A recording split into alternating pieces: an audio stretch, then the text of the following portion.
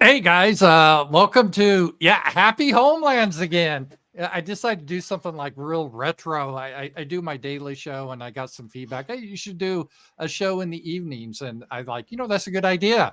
I'm like, well, I should fire up Happy Homelands again and invite some guests. And I got like the best guest ever for my first Happy Homelands rebooted. Styx, who used to be a co-host with me in Happy Homelands, and I just love his content. Hey, Styx, it's great to see you. It's great to see you too. I missed you. Yeah, we got to talk a little bit before the show. Styx is back in the United States. That's really cool. And so we kind of talked, kind of reminisced about stuff. I started Happy Homelands with Tina Veek, and I'm sure you guys know she sadly passed away last year. Young woman, about Styx's age, I guess. And then we had Styx, and it's great to have Styx back on. And thank you guys all for joining. And if you have any questions, I got power chats, super chats, and we'll try to get through them. We're going to keep the show just to basically an hour to kind of keep focused. And usually I go over all the news items, but I wanted to do kind of a high level with Styx. There's so many things to talk about. I want to get his insights. And Styx, I got to start, I guess, with Trump and the election, because you always have a good political mind and figuring all this stuff out. How do you see the whole Trump scenario thing working out? And did you guys see? I think I had this that not Ukraine, Nikki Haley lost to none of the above. Did you see that? Yeah, that was the greatest. Let me, Nevada primary, Nikki Haley manages to come in at just above 30. Well, you've got about 63% or thereabouts. Yeah, 63 roughly for none of the above. She got human, and keep in mind, there's one more humiliation to go, because South Carolina is her home state. She was governor there. She's going to lose by 20 points or more. Yeah, she's going to get crushed, and then she'll either drop out or she'll stubbornly stay in through the end. Yeah, either way, infinite humor. What do you think her end game is here? I'm actually not sure. It's like part of me believes that she's staying in because, okay, Trump is old. There might be a brokered convention. He might have a health problem or something. That's one part of it. But the other part of it is like maybe she's just trying to sell a book. Yeah. Or embezzle campaign money. Yeah. And just so you guys know, the South Carolina primary is February 24th. So that's coming up. And then but the Nevada caucus is tomorrow. Yes. So they have which will be good. And Trump should win that. In fact, she's not even in that, is she? No, she's not on the ballot. It's only Trump. Right. So that's the one where the delegates count. She lost to none of the above, and now he'll get the delegates. And then in a week or so, he'll definitely crush South Carolina. And I think probably by March 5th, that's Super Tuesday, he will have it wrapped up, the nomination. Do you agree with that analysis? I think that he's had it wrapped up before it even began. Well, I mean, officially, though, getting the delegate accounts. Yeah, officially speaking, after Super Tuesday, that he's undefeatable. The only problem is the GOP might be, keep in mind, these are Republicans, so these are suicidal people. They might be crazy enough to actually broker the convention to try to keep Trump out, alienating, 90+% of their own party. Because they're Republicans, so, don't count that out. Well, as I've been talking about on my show, and here's the fly in the ointment are I think there's 4 legal cases coming up. I think the one that was scheduled for March 4th has been delayed. That is for the federal election conspiracy trial. And then delayed indefinitely, I think. I think so. And that was going to be a big one, because then if he was found guilty in this trial, they could say, oh, he's an insurrectionist, so we can remove him from the ballot. And then on, let's see here, on March 25th, he's supposed to have that nonsense about Stormy Daniels, about falsifying business records. May 20th is about handling the documents. You know how Biden did and Hillary Clinton, all those documents, there's that trial. And then, go ahead. And Mike Pence. Yeah, Mike Pence did. He had a couple. That's right. But they just blew that off because it's Trump. That's like the big issue. It's perfectly fine if Mike takes his homework home with him. Biden, who cares? He had it in his garage with his Corvette. Next to Hunter Biden's crack stash, yeah. Yeah. And then August 5th is the racketeering by a criminal organization that tried to overturn the election results. That's in Georgia, where that lady, it turned out the prosecutor, she's having an affair with the prosecutor, that whole thing. That was a disaster. The Fulton case is so much of a disaster that even the liberals are looking askance to it. They're like, oh, I don't know if this is going to stick. Yeah, maybe we want to pivot and talk about one of these other cases here. Alvin Bragg is our man. All right, my question to you, is he going to be found guilty in these cases? Not in the Fulton case, no. Okay, and how about the others? I don't see how he isn't found guilty just because of how these juries are stacked. What's your take on that? They desperately want to, and the juries are stacked, but the thing is, they're going to push the Jack Smith case probably beyond the election. The Fulton County case is folded. The Alvin Bragg case is basically, I don't even know what the hell is happening with that one. It's dead in the water. And then the other case with Letitia James, that's a civil case. It's not a criminal case. I think that they'll hammer him in the civil case. Mm-hmm. I think that Engoron is gonna, find him liable for $300-400 million or something crazy like that. I don't know that the criminal cases actually are going to go through before the election. Yeah, that's going to be the key, because I could see, as you talked about the Republicans, if the criminal case did go through and he was found guilty, I could see this, with a heavy heart, we're going to have to remove him from the party because we can't have a convicted felon as our nominee. God. Oh, we got to remove him. And I think that's part of the reason Nikki Haley's staying in, because she could say, hey, by default, I should be the next one because I stayed in the race. But that's I got 3 delegates. Yeah, I don't think that would necessarily happen anyway. I think it would go to someone else. I'm not sure how that even worked, because a lot of these delegates, I kind of researched it. On the first vote, most states, you're kind of tied to the candidate. You got to vote at least in the first round for the candidate you were selected for. Now, if it's brokered and there's another vote, then you can change your vote. So if Trump, after Super Tuesday, he may have enough delegates that he will be the nominee no matter what. So I'm not even sure how the GOP would force him out if he's convicted in one of these cases. But I think the left are hanging their hat on this legal thing right now. Yeah, the legal thing, and also potentially, I don't know if I can say it on YouTube, but taking Trump out. Unfortunately, I think that is definitely on the table in their minds, because I don't think that they believe that the lawfare that they're levying against him actually will work at all, because of the nature of the cases. Fulton County, you've got a scandal involved. Alvin Bragg, you've got an indefinite hold. He's not even doing anything. With Jack Smith, you've got the Supreme Court weighing in, also an indefinite hold, technically speaking. You don't really have anything. Right. I think they're just trying to hope that one of these does come before the election. And definitely they're trying to push it that this will happen. So you're still seeing that Trump will be the nominee at this point? 99.9% chance. He would have to have either a health issue, he dies or is killed or something like that, or there's a brokered convention. But again, as you pointed out, even if they broker the convention, it's not clear that that's going to mean anything. Right. They again, based on their own rules, and maybe they can change their rules. They'll try. Right. The neocons definitely will try. Yeah, definitely. So that should be interesting. They desperately. The thing is that they really want Nikki Haley. Like, they're trying to astroturf her so hard. And you've probably noticed this, like even the legacy media, which normally they're not friends to Republicans. They're constantly putting out fluff pieces. Oh, here's Nikki Haley. She has a vagina. Here's Nikki Haley. Praise be to the Bush administration and weird shit like that. They've been doing that for months. Yeah, I think it's because my idea, their strategy is they don't really want to eliminate Republicans.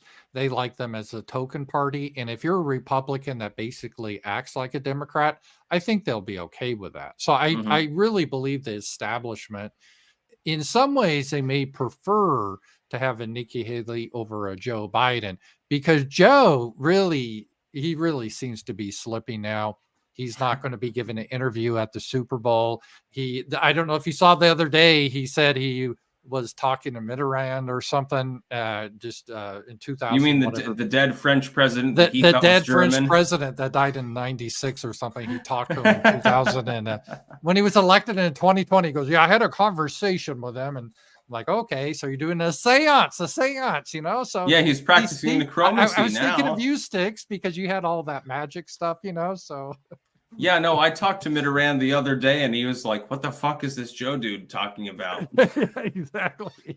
You're doing your seance. So maybe that's what Joe was doing. But yeah, I think they have an issue with Joe Biden, and they don't really like Kamala. And if the Secret Service is watching, I'm not advocating this, but it's just reality. Joe could die too, just because he's getting old. And yeah, I mean, he's old as fuck, and he can barely walk. So right. And he's declining. At some point, definitely declining. Like insider stories are like, he's got cognitive dissonance. He doesn't know what he's talking about.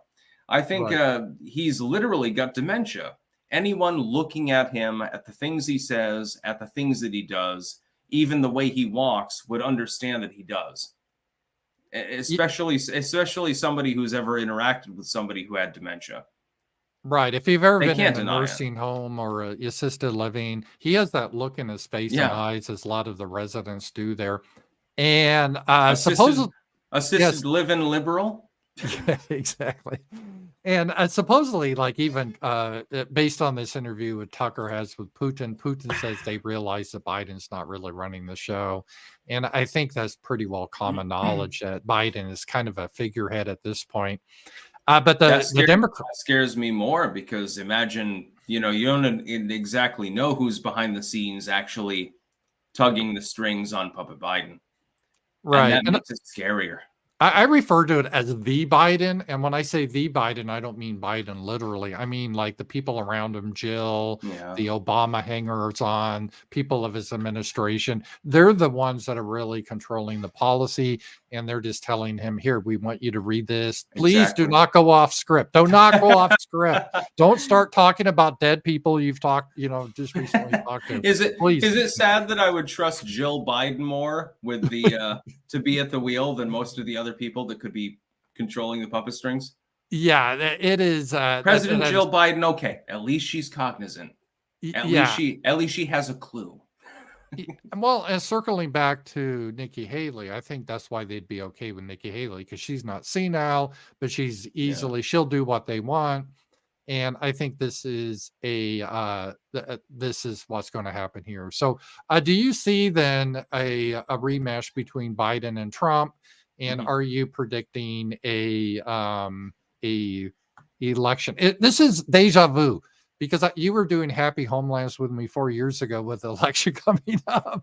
We had this conversation before, and we were kind of disagreeing. And I happened to be right then, because I was skeptical that Trump was going to win. But we can't go into that too much with Trump. Well, actually, YouTube, we can. YouTube changed its COS. We can be very frank about that now. We can. I didn't know that. Okay, because YouTube changed its TOS. I can claim outright, yes, absolutely. Donald Trump won the election, but did not take the presidency. Oh, okay. I didn't know that they changed that. I know they changed that last year. Yeah. No, I do not expect it to be the same. Based on the polling that I'm seeing, Trump is running well ahead of where he was in 2016 when he won. Right. He's double digits ahead of where he was in 2020. It's not even comparable. The differential in polling is about a 12-point gap between 2020 and where we are now. Like literally a 12-point gap in his favor. I assume that he's going to win. Wow. The left will not react well to that. Good. Let him go burn Wendy's. I'm sure we've they will. We've gotten tired of these morons. Let them burn Wendy's, and hopefully, actually, there will be actual criminal repercussions for them this time. And here's Joe Biden. Here's a clip from him just recently. It's only 10 seconds. Come on, man. Between now and November, the American people are going to know that the only reason the border is not secure is Donald Trump. Donald Trump. It's his fault. It's his fault that the border's wide open. I don't know how this is going to play. It doesn't even make sense because when Trump was in, and I had some issues with Trump, but he did have that remain in Mexico policy, and was reduced. He didn't build the wall. Working. Yeah, it was working. And now Biden, and I did predict this. Anything that went wrong, Biden the regime was going to blame on Trump. I don't know how this is going to somehow fly. Donald Trump is responsible for the current border crisis, the crime rate, several wars, inflation, and literally everything else under the sun. It's almost like Joe Biden never took the presidency now, isn't it?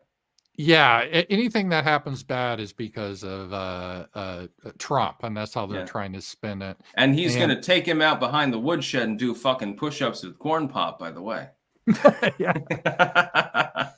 And the problem with Biden, I'm old enough to remember, unfortunately, the guy that I live in Arkansas now, and we had a couple of characters from Arkansas that did their damage on America. I'm talking about the Clintons.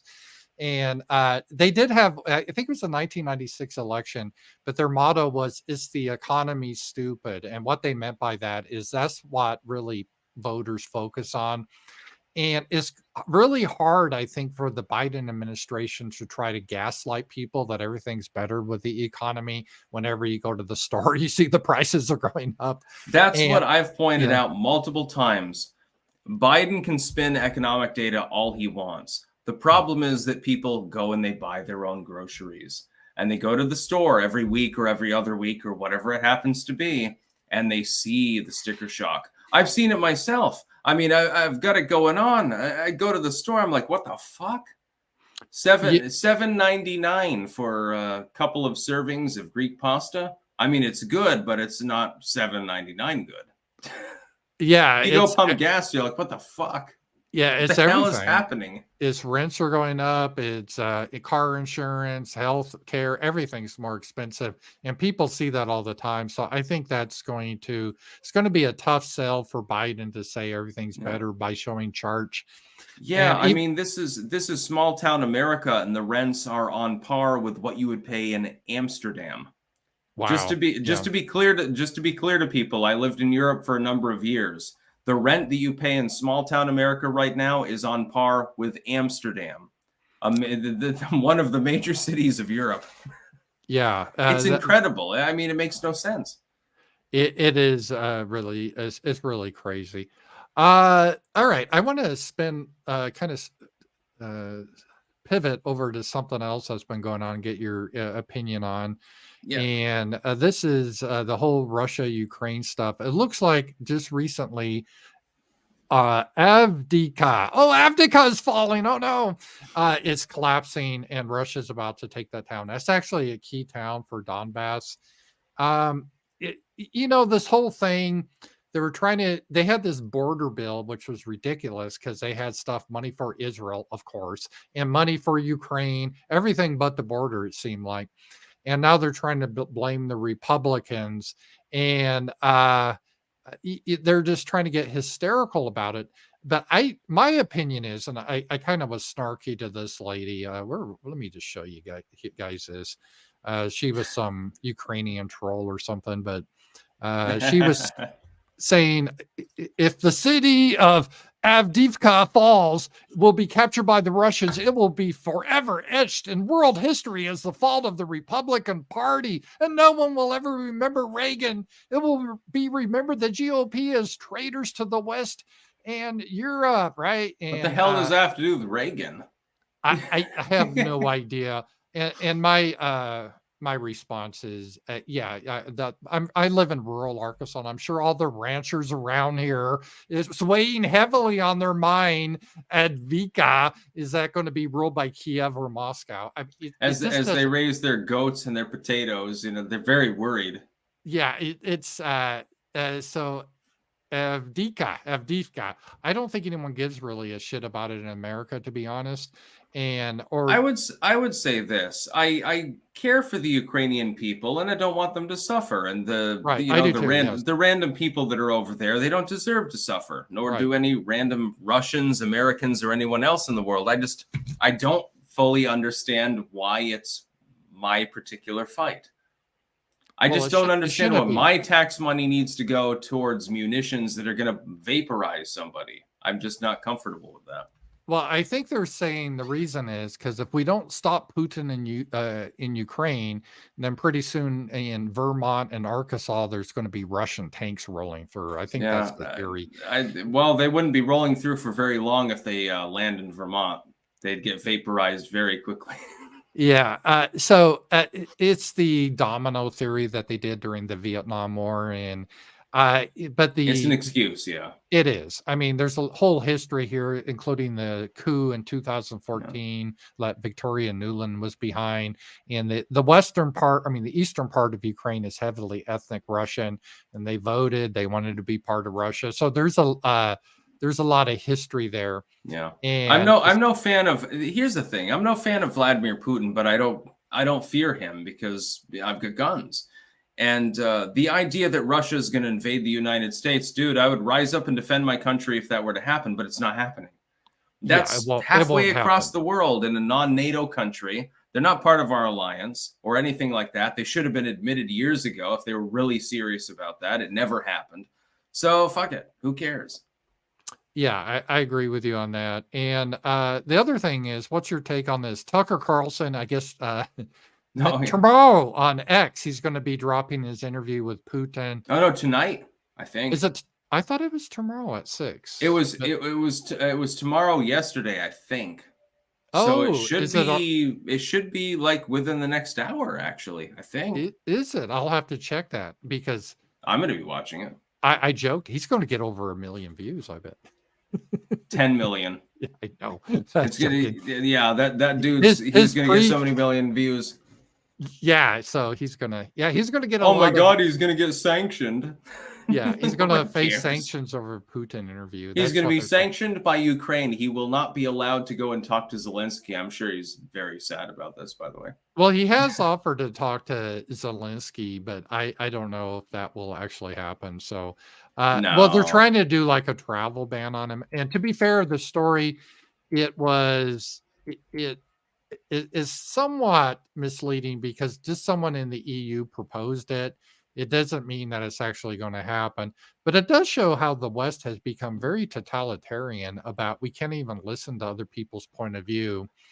And this guy, Brian Krasenstein, said, "Oh God, Krasenstein." Krasenstein. Yeah, he got this wrong a little bit because the EU, it's just someone in the EU is proposing this, is seeking to sanction a travel ban for Tucker Carlson. And but I agree. I mean, he should be allowed to speak freely. We're not at war with Russia, first of all, and Tucker would be so sad if he couldn't travel to France, I'm sure. Yeah. It'll just ruin his career. He'll be so sad. Yeah.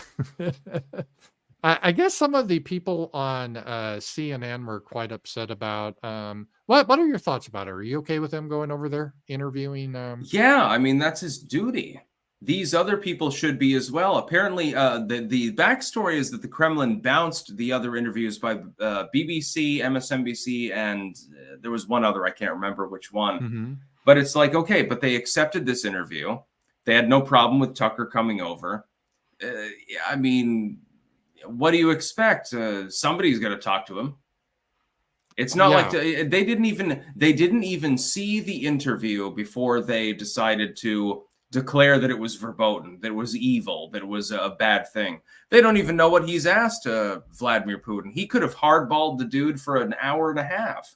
They don't even know, but they already condemn him. And let's take a look a little bit what CNN is saying. They interviewed the president of Russia, Vladimir Putin. Tucker Carlson is lying from the streets of Russia, no less. Not a single Western journalist has bothered to interview the president of the other country involved in this conflict, Vladimir Putin. That's a lie. Serious news outlets, including CNN, have requested Putin to interview over and over again. Most Americans have no idea why Putin invaded Ukraine or what his goals are now. They've never heard his voice. Another lie. Serious news outlets, including CNN, have covered and, of course, reported on Putin's words since this war began, including one of his baseless justifications for the invasion of Ukraine, which he initially claimed was to stop the Nazis. First, because it's our job. We're in journalism. Tucker Carlson is not a journalist. Oh, now what does she mean by that? I don't even. It means what, he's no longer employed by the legacy media. He left his job you don't at Fox. Count. I mean, what the hell is a journalist? What is even? I don't even know what the profession means. You don't count because you no longer work for Fox, the controlled opposition fucking network. Yeah, she's. And by the way, does this chick have an emphysema or something?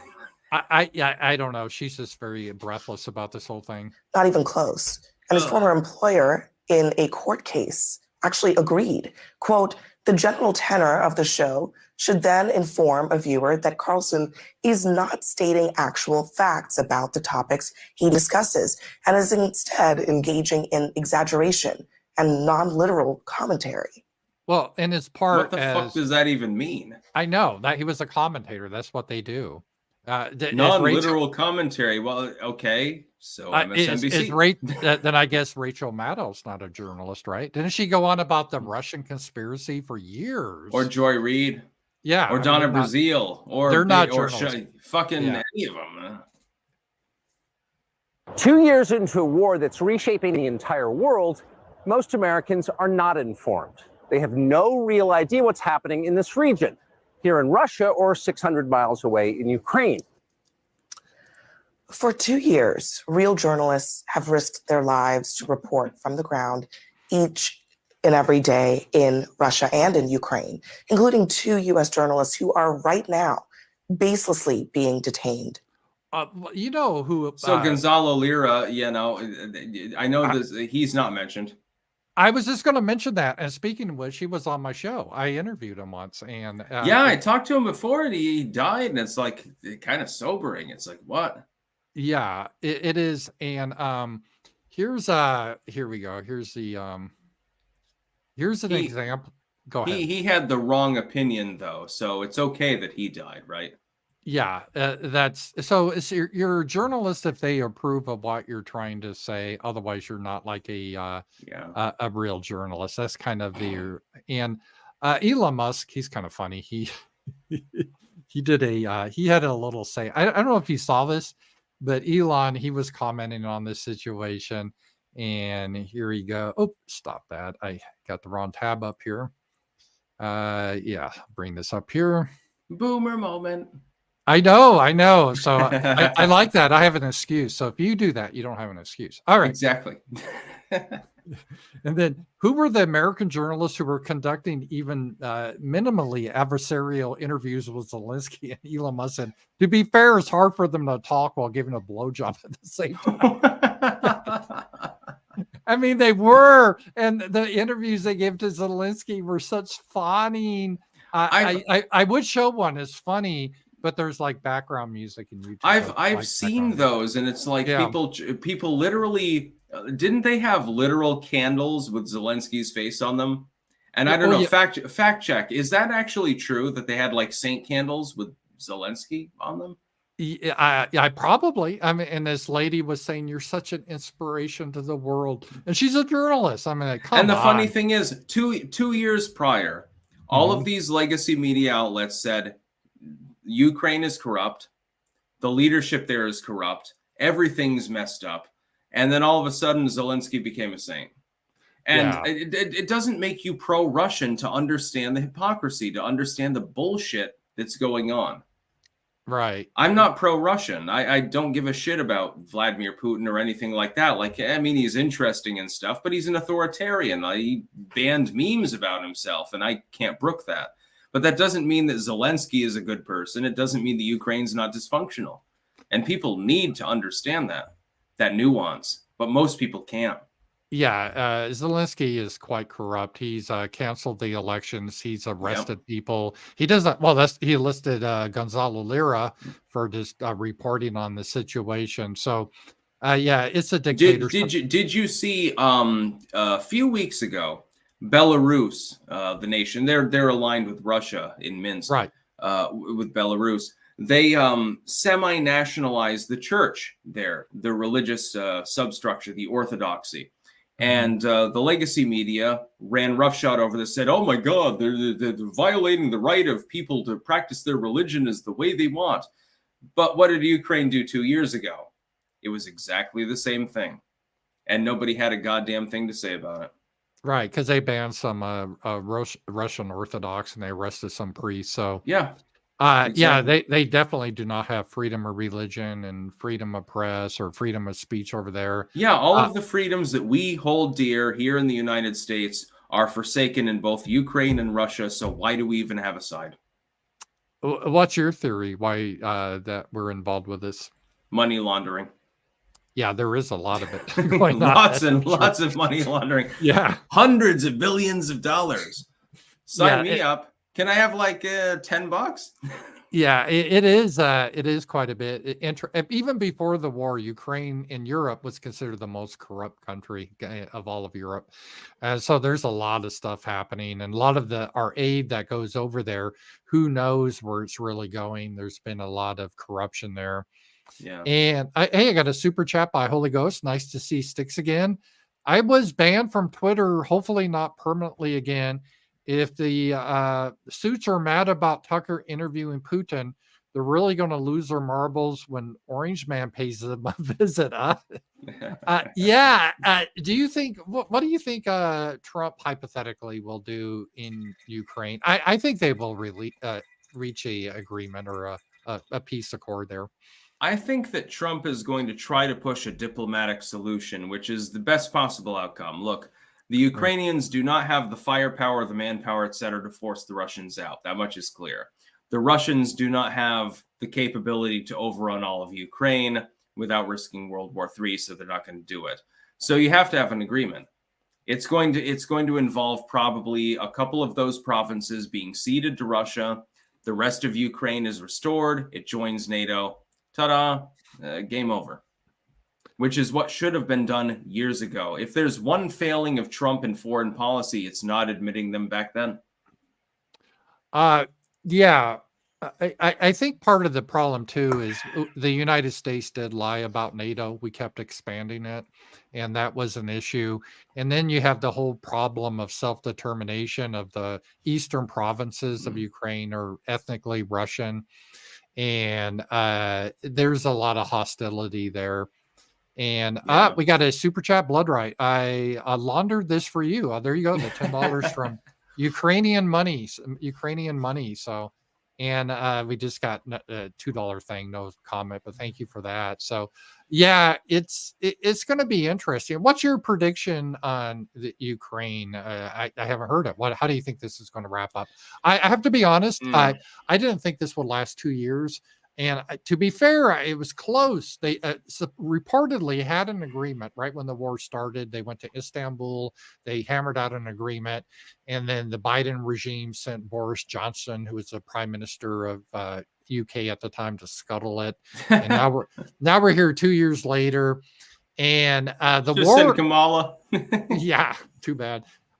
The war is interesting because it's really changed the technology because of drones, how they changed the warfare. Yes, the Ukrainians actually, literally the other day, Zelensky created an entirely new branch of the armed services just focused on drones.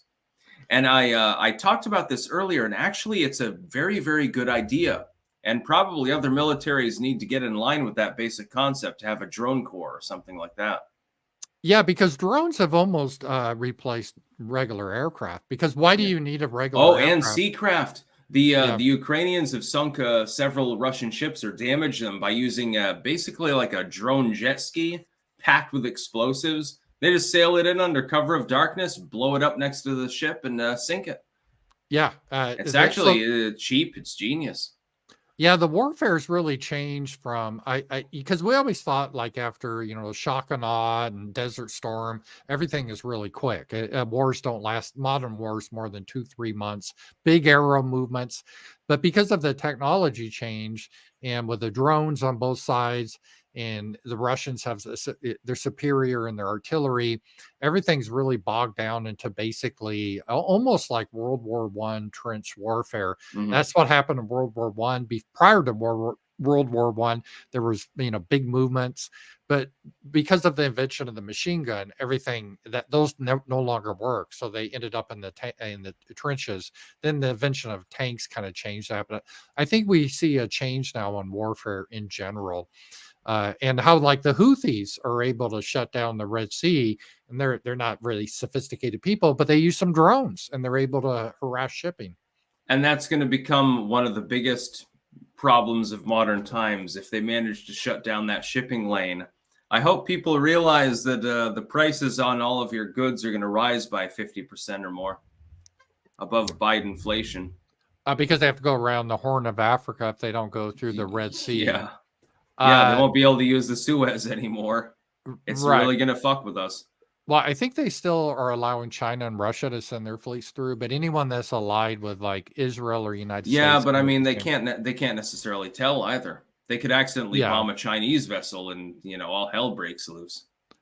Yeah, potentially. China sends its one aircraft carrier to bomb the Houthis. Yeah, that's definitely the case. The other thing I had, the biggest thing happening that's been going on, I want to get your input, is this has been going on my whole life. I'm really tired of it, to be honest. But the whole Israel, Palestinians, Gaza, what's happening in Gaza? Are they just fighting Hamas, or is it ethnic cleansing? What's going on there? I don't take any side at all. I don't see it as my problem. I don't support Israel. I don't support Palestine. I wish they would live in peace. I would like to visit. There's lots of archaeology and crazy shit over there, olive gardens and stuff like that. But they've been fighting each other for centuries. Before that, the entire area has been inflamed for thousands and thousands of years. I just don't see peace ever happening there because of the fact that it's at the crux of major trade routes and has the resources that it does. I just don't see there ever being peace in that region. I don't call it the Holy Land. I call it the unholy land. Yeah, I think part of the problem is when you have two different groups that think it's their clay, and they both, the Jewish people say, "Oh, we go back to King David, 4,000 years ago. God gave it to us." And then the Palestinians, "What are you talking about? That's our territory." And I don't know. They've talked about a two-state solution or something like that. But I don't see Israel interested. There's not going to be a fucking two-state solution. It's never going to happen. Yeah. How do you even carve it apart? Considering that the land that both sides claim as invariably theirs, there's no real way to actually carve the map up unless you want it to look like a jigsaw puzzle. So, right. And it whenever you get into that land, it gets really touchy because we got a lot of Zionists, and not just Jewish Zionists, but Christian Zionists that thinks this fulfills prophecy. I don't know if you're familiar with the Temple Institute. I'm familiar with the red heifer. Things and the rapture is going to come. Jesus will come, and all that. Yeah. And the Antichrist. All they need is the right cow, and yes, all hell breaks loose. I know that sounds like crazy, but some people really do believe that. And so people need to understand that some of the people in the region, they're not bullshitting when they do the hyper religious thing, whether it's Islam or Judaism or even Christianity. Well, they really believe in this stuff. Yeah, big time. They will kill anything in their path to have their savior come back or whatever. Mosiah. Right. All right. And then the final thing I wanted to talk to you about that's ongoing now is what's happening on the border is just outrageous. We kind of went over it briefly that Biden, so it's not my fault. But if you take a look here, Tom Cotton, who's the senator from my state, Arkansas, the White House said that the ICE will reduce deportations to detention capacity if Republicans don't pass the border bill. And Tom Cotton is saying this is blackmail. and an admission that Biden controls the level of illegal immigration. I agree with Tom on that. We could solve this border crisis immediately. Biden doesn't need special legislation with more money to Ukraine and Israel and all that jazz. He could stop it right away, just like Trump did. Yeah, they tried to parse the bill, but it didn't pass. What I would suspect they should do is put some phalanx auto turrets, like that saved the USS Gravely from that Houthi missile. Just put those on the border, a few thousand of them, and no more problems. Well, that's what Israel does. They have a wall with automatic guns in place. So their wall actually does work. And I think that should be an inspiration to us. It doesn't work against paragliders, though. So we'll have to be careful. Yeah, with that. well, We'll have to that have is some true. anti-air systems. You gotta you gotta take a look at that too. And then the other topic that happened with this was this impeachment that kind of fell through. Oh God! And I don't know, because the Republicans are like, well, if we impeach him, then when we're in charge, they'll try to impeach us. But this guy's not doing his job. The Republicans are fucking losers. This is why I'm not a Republican. I'm not either, by the way. Yeah. Yeah, I've never registered with the political party. I'm very, very happy about that fact. Yeah, these people, I think that they have a sexual fetish for losing. It's almost like they're literal masochists or something like that. You've got the votes. Your party leadership merely needed to go to Ken Buck and the other, I think it was 3 people. Just talk to them in private and say, okay, are you going to vote in favor of this? Yay or nay? And if you get all yays, then you advance the vote because you know, okay, we're going to vote party line. We're going to impeach Mayorkas. It'll be good. If you don't have the yays, don't bring the vote up. But these people are too fucking retarded to do that. I know. The Republicans... whenever they have a good idea, they can never get the votes for it. Only when they have a bad idea, like, oh, well, here's the Selling Ourselves Downriver Act or something like that. Okay, they've got the votes for that. So that failed, and big surprise there. I knew that was going to happen. And we're both very surprised. We've got our surprise face. Yeah, imagine my surprise. Who was the guy that used to say that? Paul Joseph Watson or something like that. They're Republicans, so you know. Yeah. And let's see here. Here's Biden talking about these illegals. Now, it doesn't address everything that I wanted. For example, we still need a path of documentation for those who are already here. And we're not walking away from true immigration reform, including permanent protections and a pathway to citizenship for young dreamers came here when they were children. So the goal is the people that came in illegally to make them legal so they could vote. And Elon Musk said, and a lot of people are saying stuff I said for years, got me in trouble, but now they're all saying it. Part of this is a plan by the Democrats to turn states blue if they get these people voting. What's your take on that? I think it's 2-part. Part of it is they want to legalize some of these people for voting purposes, which is what you pointed out. But most of them, they don't want to legalize. They want to keep them in that gray zone so they can use them as slaves because it's good for corporations. And the Republicans are right aboard with this because they get money from them too. Walmart and all these other groups, they need slave labor. Yeah, about 10 million or thereabouts. The rest of them can be legalized. Yeah, so what do you see for the Republic going forward long term? Are you optimistic or pessimistic? It depends on what happens in the election, honestly. If populism takes the 2024 election, we've got a good fighting chance. If it doesn't, if shenanigans ensue, honk honk, there's going to be some problems down the road in the fairly immediate future. And I would encourage anyone out there, definitely learn how to grow food, learn about biochar, learn about self-defense, get a gun, etc., etc. Don't wait. Do it now, regardless of the outcome of the election, because things could get dicey. Yeah, and that kind of brings up to another topic that's really happened in America. I think a lot of people are pissed off of is crime. How a lot of criminals now, you could just rob stores and you don't go to jail. And in San Francisco, yeah, and other places that is definitely the case. So I think this is an issue under the guise of Black Lives Matter because they racialize all this. People are really tired of all the increase of crime, and I think that could hurt Biden too in the election. It definitely is. Even here in Rutland, this is small town America. Our crime rate's twice what it was before. And when you look at like the Vermont man reporting, what do they look like? Do they look like me, or do they look like they might have been from somewhere else? Yeah, they might be of a little bit of a different complexion. Yeah. They might sound like they were from New York or Boston. Yeah, just saying. Yeah, I'm not saying anything racialist, everyone out there, but there is a differential. Yeah, there definitely is. And California Tune, he had a good he made a comment. It's just not about voters, it's about destroying the American identity, global homogenization. And I think there's something to this. There's kind of the idea, let's mix everyone together, let's get rid of nationalities.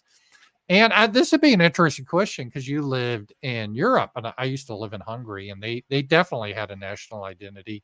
But Hungarians, I think, may be a little bit different. What's going on with like in Europe? Do they still want to keep their national identity, or they're fine being just changed? As far as I saw in the Netherlands, supposedly one of the most left-wing nations, they love their national identity, don't consider themselves Europeans, and I wouldn't worry too much. Oh, okay. Considering the Farmer Party and things like that, I would not get black-pilled about Europe. If anything, things are going to explode, and these people are going to start purging people. Oh yeah, they might go in the other direction, and that's probably not something we want either. Maybe so. I don't know. Joking aside, Europeans get hardcore when they get pissed. Well, it's been a while though. It's been a while since they have, but yeah, they definitely they can though. That is the thing. That is my experience was ultra right wing, actually, very moralistic. Extreme right wing in the Netherlands, and the Netherlands again, supposedly a left wing country, but I mean, you'd see the occasional Antifa sticker, but nobody gives a shit. Right. Yeah, that was my experience in Hungary, but Hungary, has a reputation of being a little bit more right wing. So, that definitely was the case. It should be interesting. I think could be a lot of happenings this year. I don't know if you got the email from YouTube. I'm sure you did about the sensitive events coming up. Yeah, I made a video about that some time ago. Hey, if a big event happens, something you'd want to report on, you're not actually allowed to talk about it too much because we'll ban you.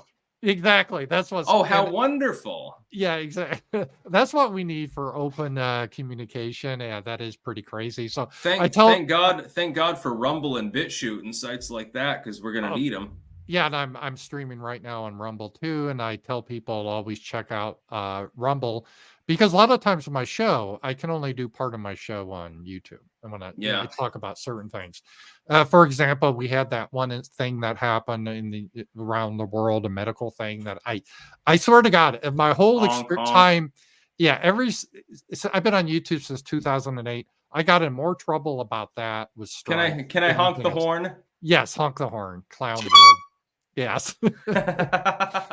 You know what I'm talking about, but we can't say on YouTube because they're still probably touchy about that whole certain scientific topics that shall not be named. It's been settled. The science is settled. There's no it becomes such a religion with these people. So it's pretty crazy. Well, Styx, I want to kind of wrap up. I don't want to keep you too long. What you're going on? Let's go off a little bit about politics. What are you? I know you kind of had the reputation previously being into like magic, stuff like that. Are you still into that sort of stuff? Writing about it, discussing it? Absolutely. I'm editing several more works right now. One is the sexual life of primitive people, an anthropological work that delves into the occult. Really? So can you give us like a little high level of what this is about? I guess. Yeah, 100-year-old anthropological work that talks about the sexual practices of primitive people. Of course, I don't know. Some of the Europeans are acting kind of primitive politically right now, and like the mating habits, the concept of premarital sex, the concept of being nude or not being nude, etc. I've delved in more into anthropology and stuff like that, actually, with the last batch of works. Oh, that's pretty. Seven of them are already done for this year. This is the 8th, and I actually fully edited the 9th earlier today. So it's going to be an easy year as far as those go.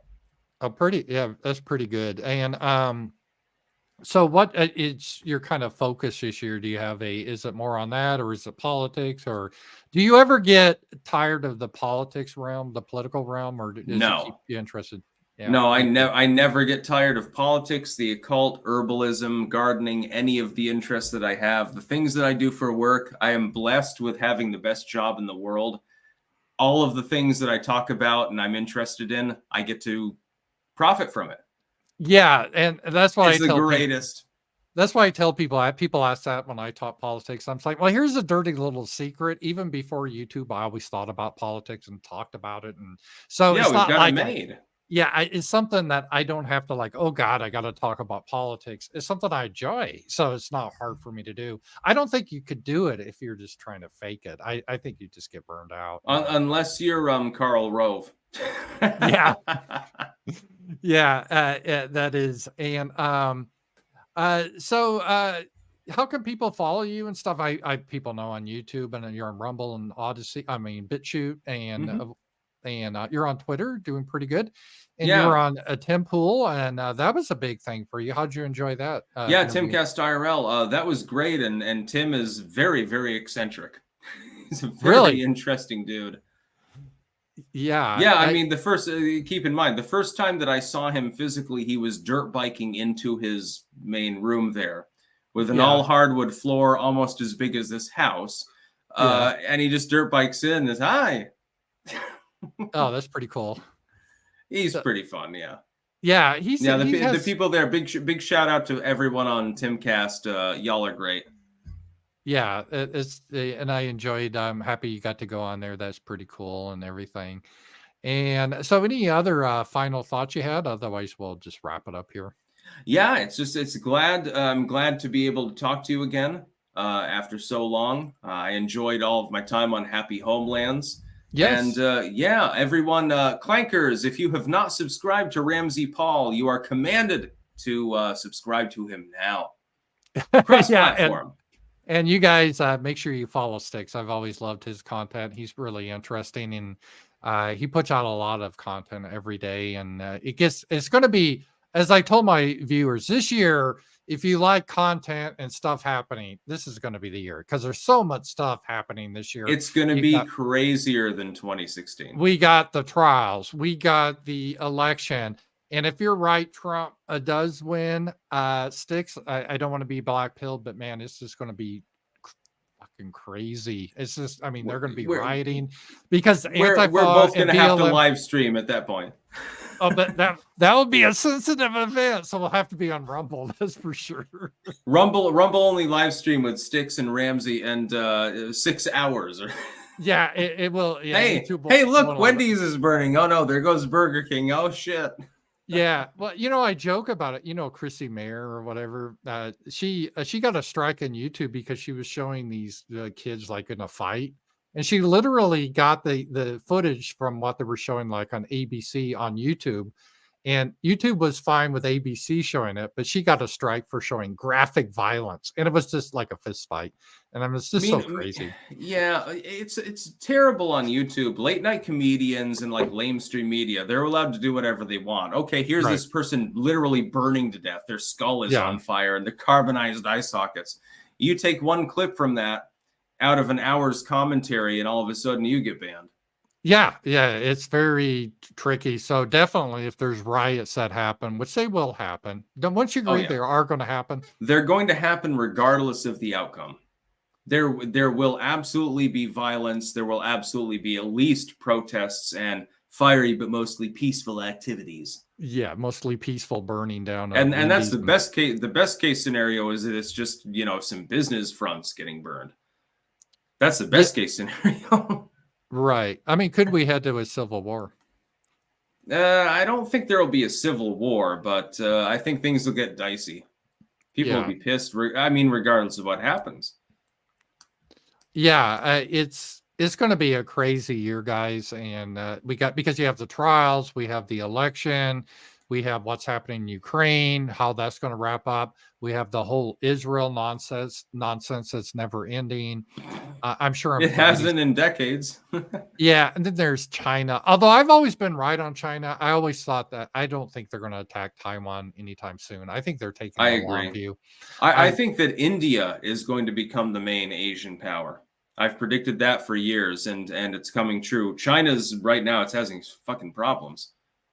Yeah, they were heavily into the manufacturing and everything. Bharat Rising. Yeah, so we'll have to see what happens. So there's going to be a lot of stuff happening this year, and you guys keep with us. Oh, let me just see here in just a second here. And, we should go to India together as a joke and hold a nationalistic conference. Yeah, that would be fun. We support Bharat. Absolutely. Narendra Modi. Hell, Hanuman. Yeah, and this let's see here. I got a couple other super chats real quick. Racy, good to see Styx. Yeah, it's great to have him on. And he was like, I really was so excited when I heard he was coming on. The Cringe Panda. This is Panda's mom. Panda. Yeah, Cringe Panda. She sent me one and asked me to retweet. I guess she was in the hospital the last 6 months. I have no idea why. Yeah, she had gastrointestinal problem, I believe.